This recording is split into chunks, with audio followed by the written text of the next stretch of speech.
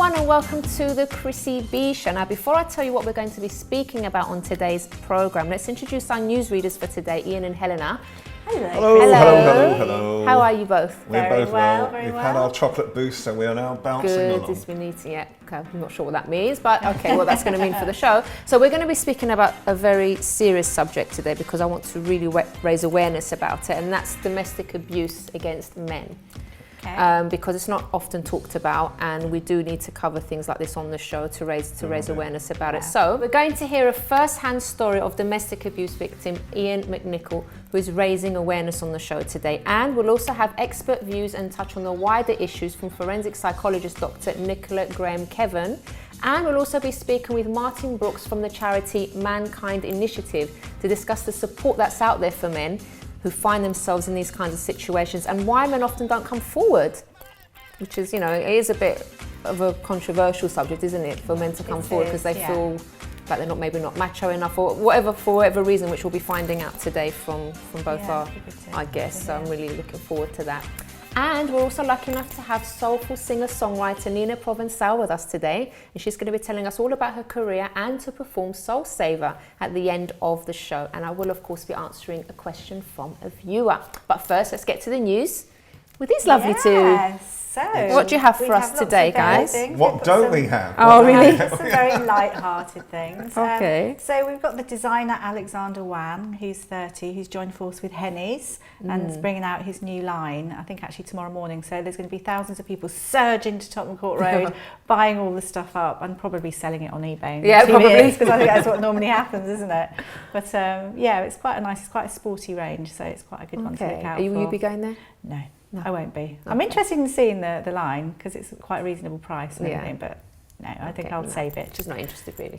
And as it's coming into Christmas, don't you start seeing all the Christmas adverts? Everywhere I go now, all I hear is all the jingles are started up. Already? It seems so early. I can't really be bothered this year. I don't know what's earlier wrong and with me. I'm earlier not and like... earlier. It will get you. Just It'll get you think, at I'm some like, point. oh, here we go. And even the sales have started. So even the fashion, before it's even launched, the sales are starting. Yeah. I walked into a store the other day, and all I saw was thousands of placards saying 20% off, 50% off. You know, it's you know, I think retailers are worried. You know, they're worried about you know, whether they're going to have a good Christmas or not this year. You know, because there's talks about downturn really again. You know, the economy and all this type of thing. And I think they're getting quite nervous already. And so some of the retailers, Marks and Spencer, for example, have just announced that they have had their 13th fall in sales. Really? of fashion sales this morning as well. So it does. It's you know, it's a nervy time for the high street, I think, as well. I think there's always sales, though, isn't there? All the time. There never used to be. Do you remember that? I just remember sales were always on Boxing Day, and that's it. I don't remember really big like sales excitement, before. but now it's all the time. It's a bit boring now. And I remember when I used to be a news photographer, we always used to carry some of the big sales, and we'd always, you know, we'd be ushered in the side door beforehand, and then we would photograph this crush of people coming in. Christmas crush? No, New Year, or Boxing Day. It would be Boxing Day, and then New Year Day as well. Because you don't get that rush anymore, do you? You don't get that rush anymore because there's constant sales. People are just buying things online, and it's cheaper and everything. True. Yeah, it's one of those things. But I do love Oxford Street at Christmas time. Yeah, the lights. Well, it'll be interesting to see what the themes are. It has to be very cold and crisp, isn't it, as well? Because I don't know what the themes are. Do you know what the themes are this year? I don't know what the theme is yet for Oxford Street and Regent Street. So that'll be. One thing I do know though is the shopping mall. What's the one that you like to go and visit in East London? Oh yeah, I know. What's it called? Yes, it's got at my head. Westfield, yes. That's dear. Hello. They've got a new 12 days of Christmas. We're having a blonde moment. They've got a 12 days of Christmas sort of advent. Don't insult my viewers. Sorry, hold on a minute. Did you hear what he just said? What? Naughty, don't insult my viewers. What, blonde moment? What's wrong with that? That's very Ian. All right. Anyway, so the Advent calendar, which is like 12 days of Christmas, and it's going to be 12 musical stars of Christmas, and they're going to be performing in the window. Okay. So that'd be exciting. Oh, that's nice. Yeah, so that's something to look forward to. And we've been sort of doing some investigations into the royal family at the moment. You know, we are seen as part of the royal experts. And all sorts of things are happening, as you know, right now, and some things we can talk about, some things we can't. Some things keep on jumping up and down like a yo-yo. I do have to say they're very professional about that. We're not. I was just going to talk about sort of some of the different things that sort of happen. But I think one of the funniest things we found out the other day is that there's a hole in the wall in Buckingham Palace. And the Queen now has her bankers, Coots and Company, have installed this cash machine in the wall of Buckingham Palace. It's been there for a little while though. Well, I don't know whether it's been there for a little while, but I wasn't aware of it. It makes sense. So you just didn't notice it? I've just got this sort of terrible image. You could just imagine the sort of the Duke of Edinburgh, the Queen, in their dressing gown, but they're short of something. They're going across the street to the garage, and sort of getting some cash out of the cash machine before they go over. I can't believe that someone's installed a cash machine. It's a bit weird, isn't it? In Buckingham Palace. I don't think so, because it's obviously they've got to use a bank, and I think the royals visit and everything, so. It's easy, I think. And there's this other wonderful story about Prince Philip, because Prince Philip for years now has always driven London taxis. And he's got his own private London taxi. I didn't know that. But it's sort of blacked out. And he just goes around London, and he actually drives it himself. But he's got this sort of, he's got this unex sort of sense of humour as well. And occasionally, when people sort of try and hail him, he stops for them, and down comes the black window. And he loves to look at the look on their faces when they say it's the Duke of Edinburgh. I think that was a while ago. Yeah. Oh, he still does, because he's still got. Doesn't he go out with people though for protection, or he just goes? Oh, he'll have people. Sometimes he'll drive. Sometimes he's driven. Known to drive but he just loves this London taxi, because it's it's economical. I suppose you just want to feel normal, don't you? Yeah. Just to be able to go out. I think he just wants to beat the traffic. He goes up the bus lanes. Possibly, yeah. That's another thing. And just one thing as well. Photobombing now is actually in the English dictionary. Is it? It is. Oh. Photobombing, and the Queen has been known to photobomb now and then. She probably didn't realise she was doing it, but she has. But anyway, moving off the royal slant. Yep. So Tom Cruise, Mission Impossible. He's been filming in different countries, but it's just interesting. How old is he now? Do you know how old he is? 55. He's 53. He's 53. Oh, is he 53? Yeah, and he's 5'6", just in case you wanted to know. Quite did he? But he's still doing all his own stunts and stuff. Yeah, that's it. He's doing all his own stunts, but Gosh, really fit. It's quite one fit, but quite nervy as well for the directors, because sort of hanging onto the side of. I get scared when I see him. It's like he's not calming down at all. It just works, doesn't he? But, and he's such the professional, isn't he? Because whenever he does a film, there are people who we work with. And they will wait outside a theatre for 10 hours, 12 hours just to see him. And there's a queuing system now in places like Leicester Square, for the film premiere nights. But the thing he does, he always gets there at least an hour and a half beforehand, and he makes sure that everybody who wants to sort of have a selfie with him gets it. Yeah, and he is the ultimate professional, isn't he? He is. Renee Zellweger. Quite sad, because she looks completely different now. No, I couldn't believe it when I saw her face. Lots of people changing themselves. I mean, she's 45, she's still young. Yeah. And I think, for me, her trademark was that very smiley face and very little nice little eyes, smile after lines. It's just quite gone.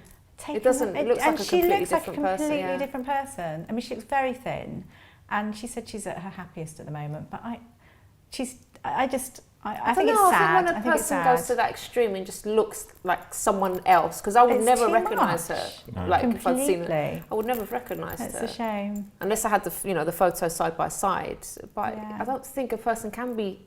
I think sometimes people can go. But she's still saying that she's feeling happy, in how she looks now, and this is her normal, natural self. I don't know. I think with all these types of stars, they constantly have to reinvent themselves. And the problem is that when they become popular at a certain age, a few years further on down the line, there's so many actresses out there that are sort of hit the spike, when they're probably in their late 20s, early 30s. Now she's into her 40s. She doesn't know how to hit that spike again. Yeah. And they're all lusting, they're all still going for that moment of fame again, and they don't know sort of how to capture it. She's not gone beyond. She's not like wildebeest, whatever you call it. You completely have facelifts and everything, but it's just she's playing with her eyes, and that was her best feature. Yeah. But anyway, exactly. But she's happy. Well, I hope so, but she's to me, happy. I don't know, when a We'll person see. changes themselves completely, that's not normally a good sign. Yeah. I really hope she is, really, I do, because she Yeah. seems lovely. Cheers. Thank you. We're going to see you again next time. We have run out was of very time, and we'll see you again on the next show. Excellent Okay, stuff. some more Thank news, you. raw and celeb news. All right, so do stay tuned, because in the next part, we're going to be speaking to male domestic abuse victim about his experience, and joining him is Mark Brooks from Mankind to raise awareness on the support available and common signs to look out for.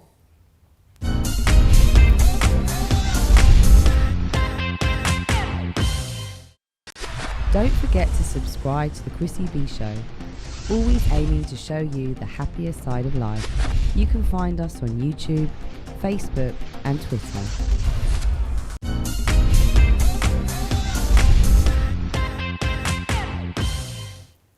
Welcome back to the show. Now, before we meet our guests, let's take a look at a snippet of this video from Mankind Initiative to highlight the common reactions to domestic violence in both genders.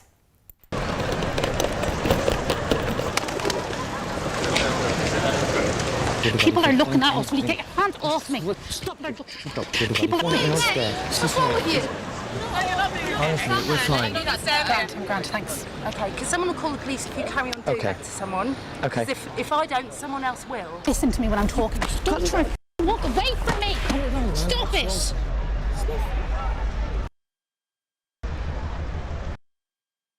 What's wrong with you? There's nothing. Don't give me that. Okay? Right, so two very different reactions there. So when the female was being abused, everyone was there to help and was having a go at the guy. When it was the other way around, we saw people laughing.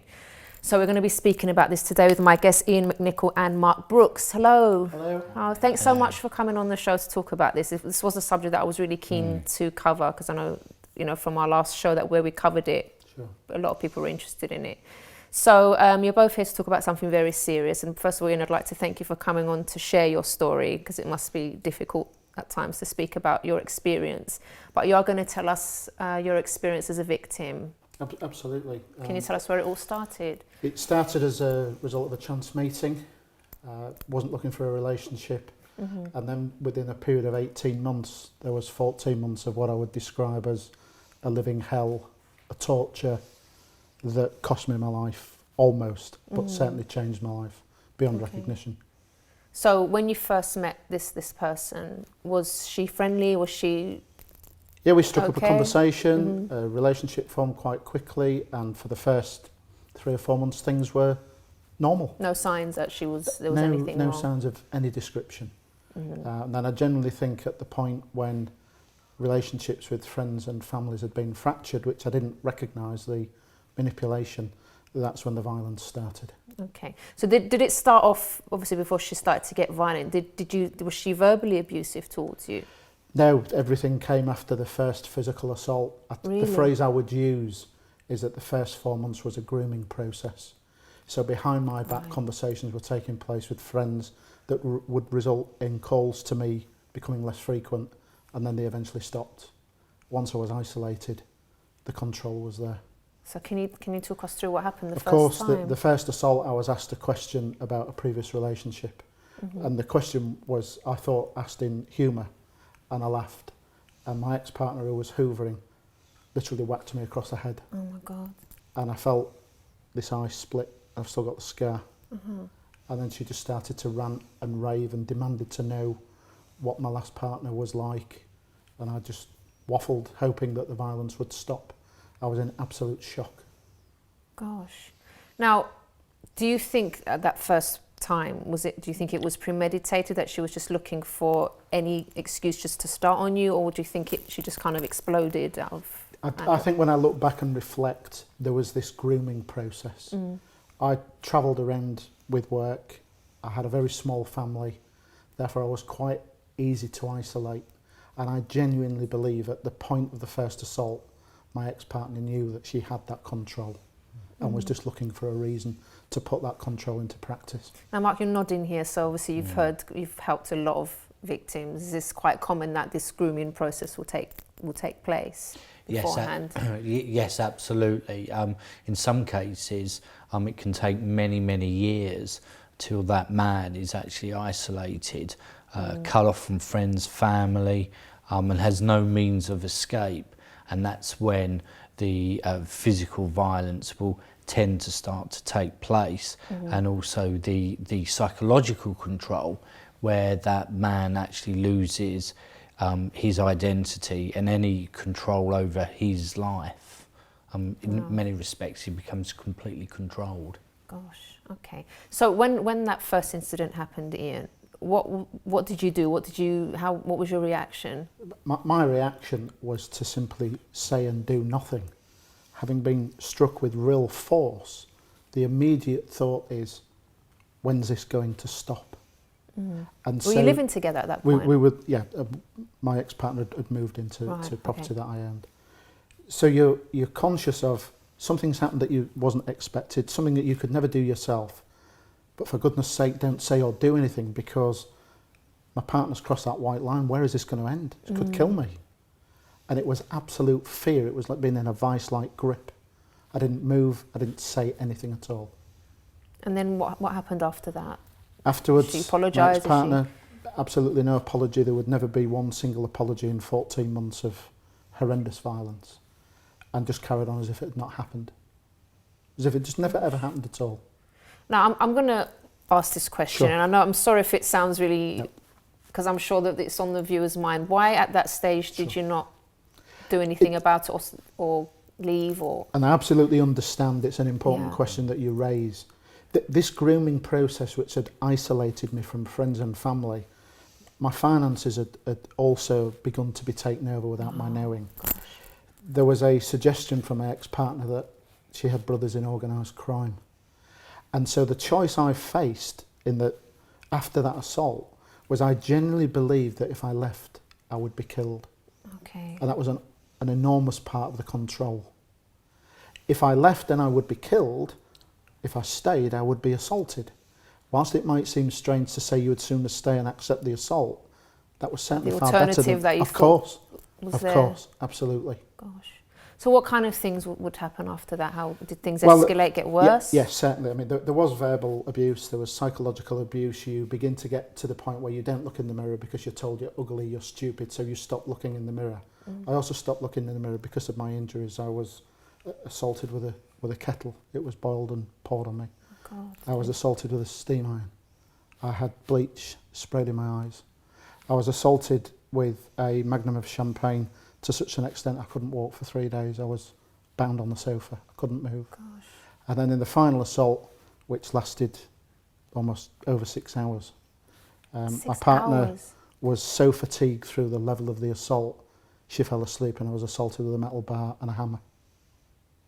And I was very, very lucky to escape with my life. Speechless. I was very lucky to escape with my life. Now, if you tried to defend yourself or to fight back, did you have that same thing in the back of your mind, like, if I do anything back or if I try to defend myself, then my life's in danger again from her family? Again, it's a really good question that you raise, because people would say, why would you not restrain your partner? Firstly, for me, not right for a man to put a hand on a female. But the overriding emotion was that if I made any attempt to restrain my partner, what would she do? She was capable of levels of violence that I'd never Were you going experienced. out at leaving the house during this time? No. Did you have a job or like? I was running my own business. I'd made a conscious decision to take a break from that. I'd been working for a long period, and again that was also part of the control. I lived the life of a hermit for 14 months, and the only time I stepped foot outside of my house, my partner would put a mobile phone in my hand so she could keep talking to me, so I could not speak to anybody. And the best way to describe a day, I got up when I was told, I went to bed when I was told, I spoke when I was told to. So I became muted. And the analogy I would give, if I was the TV set, my partner held the remote, and she knew exactly which buttons to press. I'm getting really angry, Wow, that's awful. It was an awful time. It took me to the point where, thankfully, before I was rescued, I genuinely saw the only way out was suicide. And I remember feeling actually excited that I could put a stop to the violence, I could go to sleep on my terms, and I would end it all. And it would be my decision. That was the level of control that my ex-partner had over me. There was no way out. Now, Mark, this is obviously like a very extreme case, or do you get many cases like Ian's? Well, they are the extreme case, but we do see stories in the media about men who have suffered in exactly the same way that Ian has. And these are the ones that we know about, obviously, because you're brave enough to speak about your experience and come on TV, which I really like, applaud you for doing that. Well, I hope that people watching your show, if anybody's worried about their brother or their son or their father, I can assure you that a call would be life-changing, and it could even be life-saving. Wow. One of the issues which we've spoke about is that why did nobody make the call? The change in my appearance was phenomenal. I lost 3.5 stone in weight, and on the day I left I'd lost 25% of my body weight. Why did nobody make that call? Okay. And that's an issue that we need to understand. We're going to address that after the break, because unfortunately the time's running out really quickly. We're going to talk about that afterwards, and also how we can help men that are going through this situation, because, you know, I can imagine I don't know if people looked at you and didn't even imagine that was going on in your life, because maybe they thought, oh, he's a man, he's going to fight, he's going to defend himself. Maybe that's one of the reasons why other people aren't getting help. I think for me, in my case, people were genuinely so shocked by my appearance, and certainly neighbours had also become frightened of my ex-partner. Right, okay. So there was a reluctance for them to get involved. All right. Do join us after this, and we're going to go more into this subject.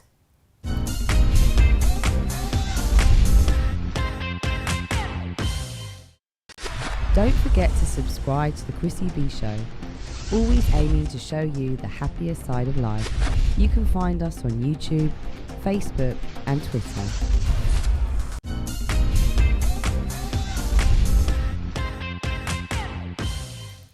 Welcome back. Now, because we're limited with time, we're going to get straight back to Ian to tell us how you actually got out of that situation now. So you're living hell, basically. Correct. For 14 months, you said. Correct. And it got to the point where you felt suicidal. You wanted to end it all. Yes, the story takes another cruel twist, I'm afraid, because having felt suicidal in the last assault, a neighbour was so shocked by my appearance they thankfully did contact the police. But unfortunately, having been rescued, my ex-partner was bailed back to my own property that I owned in my name. God. And whilst I believed I was in a refuge, I awoke the next morning with a fractured skull and multiple fractures to my face to find that I'd actually been dropped off in a night shelter. So the next morning I was on the streets, convinced I was being pursued. My life was in danger, and I had nowhere to stay. And I ended up becoming homeless for 18 months. Oh my gosh. And I think one of the lessons from my own experience is that there is a chronic lack of refuge accommodation for men. And actually no victim of domestic abuse should be homeless. And so there was a complete set of new challenges for me to deal with on top of the injuries and the fear of being pursued. Gosh. I wish we had another whole show. I think we need another show to cover this, to be honest. But let's try and get in as much as we can in this time, Ian. So eventually you got help. I did. How did you get help? Well, a lot of the help was self-help. Because what I said to myself very quickly was that the help I was receiving from the medical profession, for example, was a positive control. But very quickly the suicidal thoughts disappeared. And I just kept saying to myself, I'm the victim. I've done or said nothing to deserve how I was treated. Exactly. And that was a big part of the rebuilding process. So You it was started to very gain your much value self-help. again, to gain your Absolutely. your self-confidence. When your opinion's constantly ridiculed, you stop speaking. Yeah. But I actually began to do some voluntary work within the homeless shelter where I'd been put to help other residents, and that helped my own confidence. Oh, brilliant. So that was a really positive experience. Brilliant. And how can I ask how things for you today? Sure. I mean, today I'm now registered disabled as a result of the assaults. I'm still attempting to get some scar revision surgery, but I'm content with my life. I'm happy. Some friendships have been broken, unfortunately, beyond repair. They're what I call second-tier victims.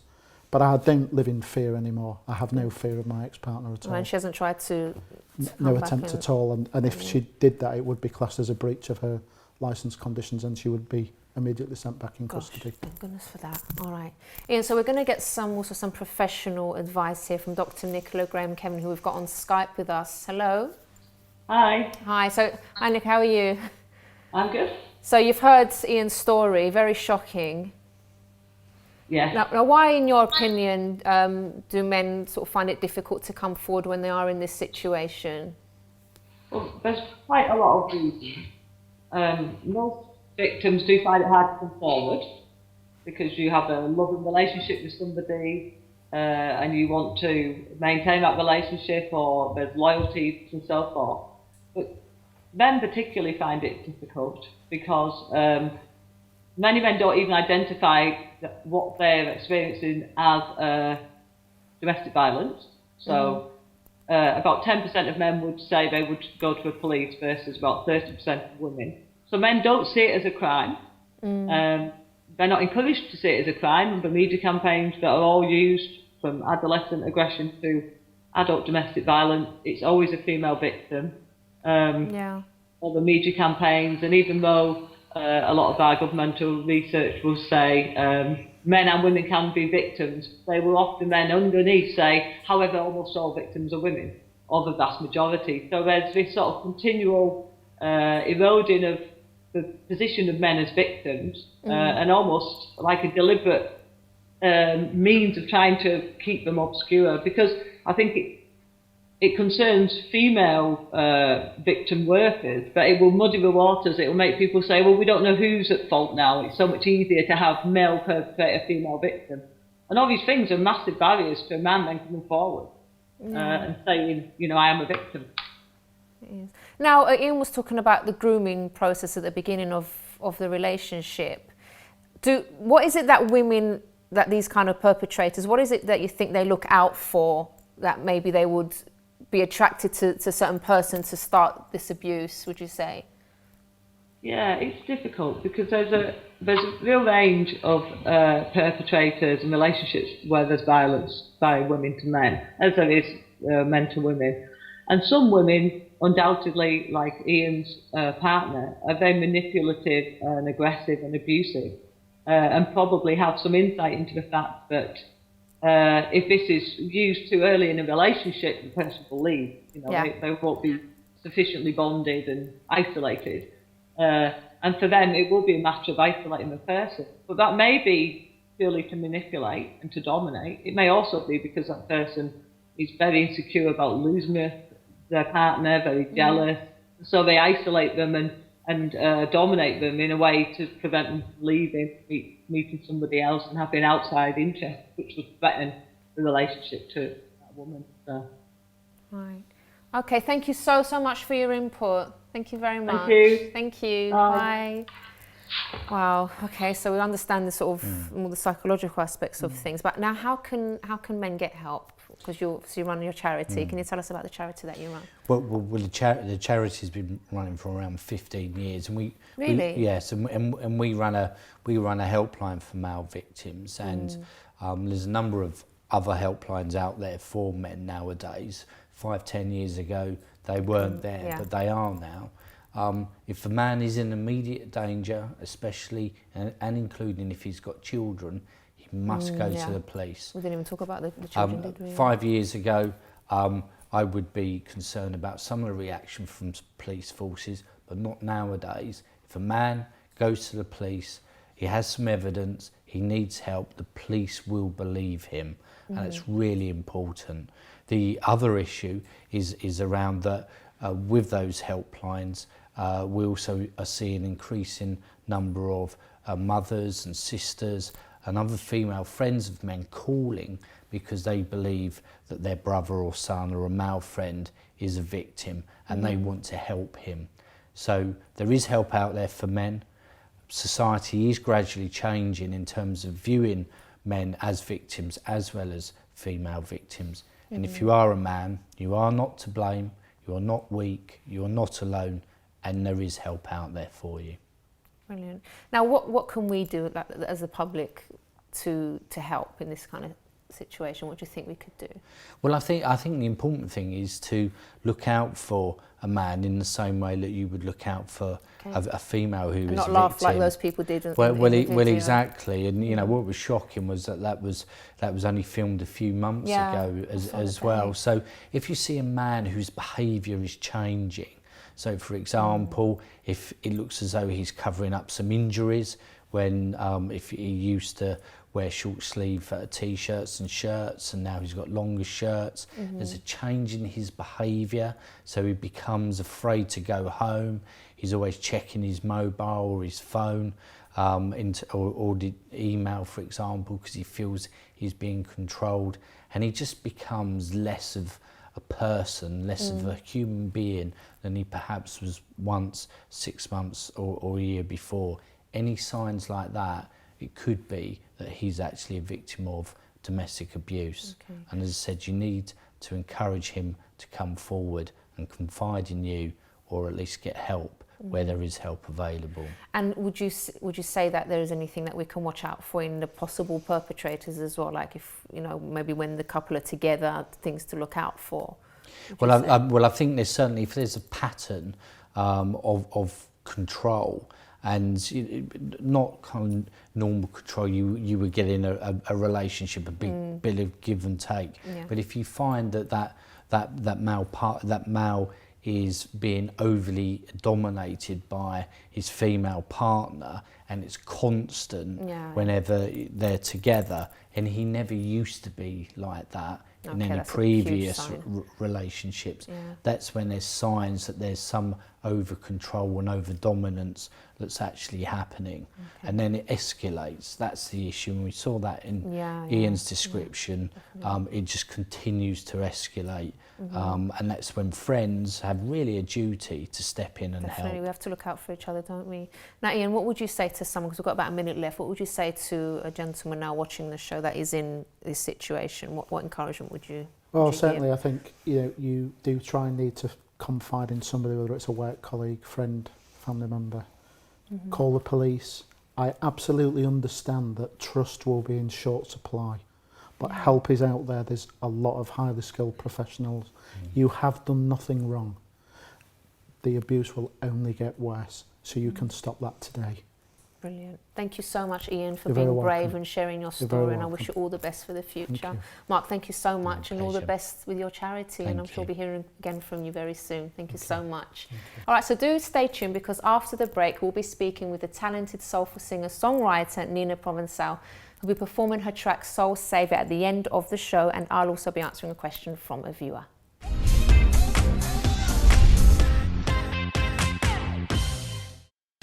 Don't forget to subscribe to the Chrissy B Show, always aiming to show you the happier side of life.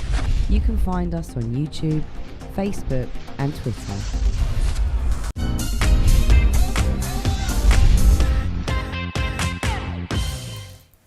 Welcome back. So now I have with me Nina Provencal. Hello, my darling. Hello, good evening. How are you? I'm fine, thank you. How are you? I'm very well, thank you. Now you're going to tell us all about your soulful voice. What do you want to know? Where did it all begin? When did you know you wanted to sing and that you had a good voice in the first place? Yeah, I mean, for me, it was, I guess, not your typical story of being brought up in a family of singers and maybe singing in church or singing in choirs or, you know, coming from that kind of background. I was quite a late starter and got into singing really through writing. So I always had a passion for poetry and songwriting, and kind of got into songs that way. Okay. When I went to university at 18, I left home, went to university and went as far away from Huddersfield as I could without crossing the water. So I went to Southampton. And I kind of wanted, I'd written a song and I wanted it to be performed and I wanted to see it come to life. So I put an ad on the Student Union board for a choir, and that really kick-started everything off. Because when this choir came together, I kind of had to teach them the song. And somehow just kind of fell into singing and really loved it and had a good voice. But you've got a fantastic voice, so how did you not realise before? That's what I mean. I was a really late starter and was more into the craft of writing and all that kind of, and never really thought about singing. Can anyone heard you singing, like maybe like in your... I never really performed. I never did anything at school. You know, you have people who've got footage of their school plays and all that. I don't really have any of that. Oh, bless. Kind that of talent was hidden away. Yeah, because I didn't really like being the centre of attention, to be honest. Yeah. You know, and I still I'm quite shy about being on stage and things like that. Yeah. So that's kind of how it went for me. Okay, so then when did things start to take off then? I would say from that point onwards, when I got the choir together when I was 18, you know, sometimes how you have a goal in life that you want to do, and it could be a really small thing, it could be a huge thing, it could be to whatever, I'm trying to think, but and things just kind of gravitate towards that goal and that change. And I had producers that I worked with, and at the time Craig David, I don't know if you remember Craig David, was doing, he's from Southampton at the time, and there was a whole movement with him and a couple of other up and coming artists, and I managed to get in with his producers, and just really had fun with it and played around with it. And then when I graduated, I knew I didn't want to be a journalist. And decided that, okay, I'm going to move to London and I'm going to try and do something here, and been working with producers and lots of artists and musicians ever since. Okay, and what inspires you to when you write your songs, would you say?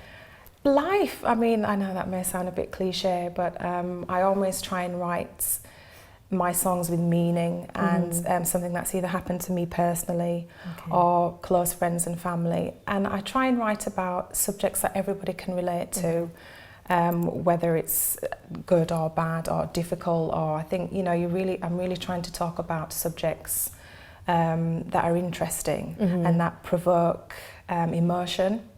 And so that's why I try and kind of get depth in my writing through that way, and also just kind of through the style of production as well. I kind of like really expressive, quite dark or emotive kind of sounds in the production. Okay. Now, obviously I know things can get quite tough sometimes. Have you ever thought of giving up on your dream? Oh, so many times. Really? Yes, What's kept you going? You know what, to be really honest, you become so self-obsessed with, you know, trying to make it, and you have to fit into this mould, and the industry is a very difficult industry to crack and to be successful in. And sometimes you can lose your way, sometimes you can be so sick and tired of it all, and people who are in the industry go through we all have a different journey, we all have different breaks and points. But I think for me, what keeps me going, what keeps me focused, is seeing the reaction that the music has on people that are listening. And it doesn't matter if it's one person or 10 people. I mean, the aim of the game is for it to be as many people as possible, so you can make a living from it and reach out to everyone. But you know, a lady came up to me not so long ago. I was in the States doing some music projects there, and she came up to me and she said, that song, you know, I heard that song and it just really, really grasped me. She was going through a difficult time in her life, and the song I'm talking about was written about my best friend. And she said it just kind of really helped to get through this difficult situation, and that just, it was so reassuring and just makes it all worthwhile. Okay, so you're going to be singing Soul Saviour for us. I am. What's that song? What's that to do with? That's the song about my best friend, Alison. Oh, it's the same. Yeah, okay. And I wrote that when we were actually at university, so it's a song I wrote quite a while ago. And it's just about friendship, it's about female bonding and living your ups and downs with somebody who's your rock. Having someone to talk to, as we were talking earlier, that it's important to have someone to speak to that you trust and everything. Yeah, I mean, I'm really fortunate in my life that I've got key people who are always there no matter what. Okay, yeah, brilliant. You know, thanks so much for speaking to us. We're going to hear you in just a moment, because I will be answering a question from a viewer about all the best with your future and everything that you're doing. Thank you so much. Okay, so let's answer this question from a viewer, and this is from a concerned mother, and she says, "Hi Chrissy, I found out from his mum that my son's friend has been watching porn. I'm now concerned that my teenage son could be doing the same. I don't want to accuse him of anything, but I'm really worried about this, and I'm not sure how to approach the subject. His dad isn't around to have this talk with him."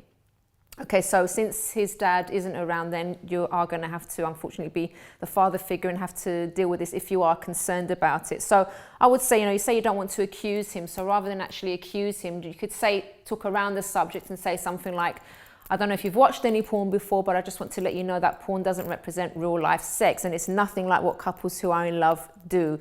And so don't use it as a sex education tool, because it actually puts women down."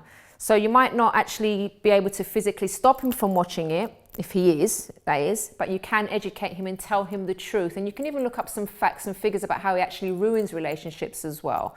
So, as you say, you don't have any proof that he's doing this, so just sit down and have a friendly chat with him and just take it from there and see what happens. So I hope that's helped. And if you guys have a question for me at home, you can email me on chris@chrissybshow.tv. And if you want more information about the guests that we've had on today, you can visit the website chrissybshow.tv. But now it's time for Nina's performance, Soul Saviour.